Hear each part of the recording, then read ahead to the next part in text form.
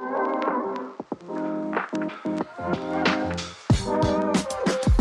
listening to the Daily OMI, where the passion for crypto, technology, and collecting all meet together. Now for your host, Joey. Welcome everyone to another edition of the Daily OMI. Tonight, it's about the real value of OMI. So let's get started. Now the first thing I want to talk about is the supply.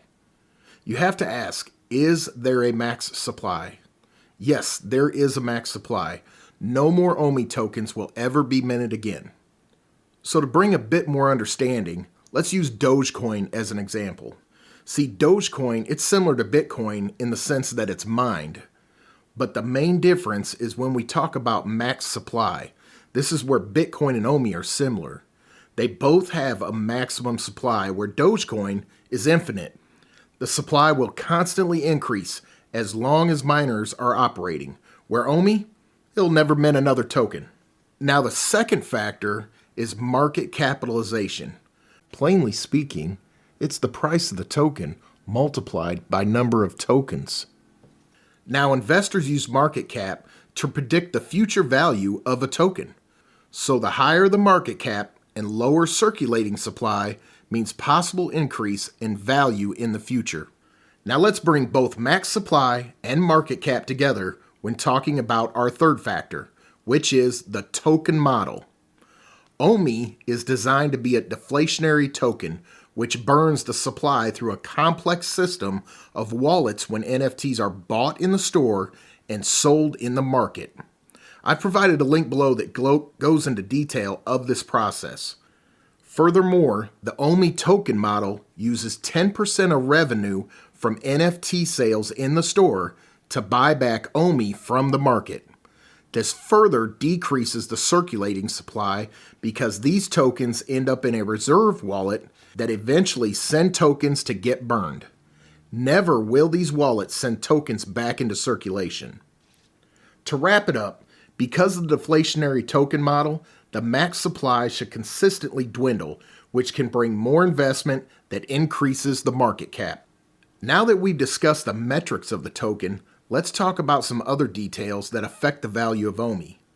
The project's team. Knowing the backgrounds of these people gives insight to the future of OMI. There are 3 names I will mention. They are the co-founders and have been successful outside of crypto. Al Khan, David Yu, Daniel Carruthers. There are plenty of interviews and history on all 3 gentlemen, so you should be able to make an informed decision. Now, the last thing I want to touch on is token distribution. Initially, the team advisors and board members own 20% of the supply. Another 20% are reserved for business development. 40% are locked in the reserve wallet that will never see circulation. 5% are in the vault wallet, and 15% are in circulation currently. Now, since the initial distribution, much has changed.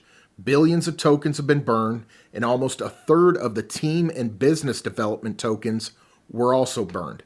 So out of the 750 billion tokens minted, only about 300 billion can ever enter circulation. You can see the amount burned by following OMI Daily Burn on Twitter. I'll set up a link below. Now, token distribution plays a huge part to risk assessment, being that a whale selling large amount of tokens on the market would cause the price to drop. For example, the top 20 wallets for Dogecoin hold 50% of all Doge tokens. The top wallet holder holds 27%. This creates a great risk for investors when the majority of tokens are held by so few wallets. Now remember that as a OMI releases tokens to be sold, they are also buying back tokens. It's an amazing model that consistently reduces the circulating supply. The distribution of tokens also improves over time as these tokens get released to the market. So the supply, the token model, and token distribution have already been set in motion, which tells me the real value of OMI is not based on 1 or 2 elements, but more so the success of BB and the direction of a program. Good night and good luck on the next BB drop.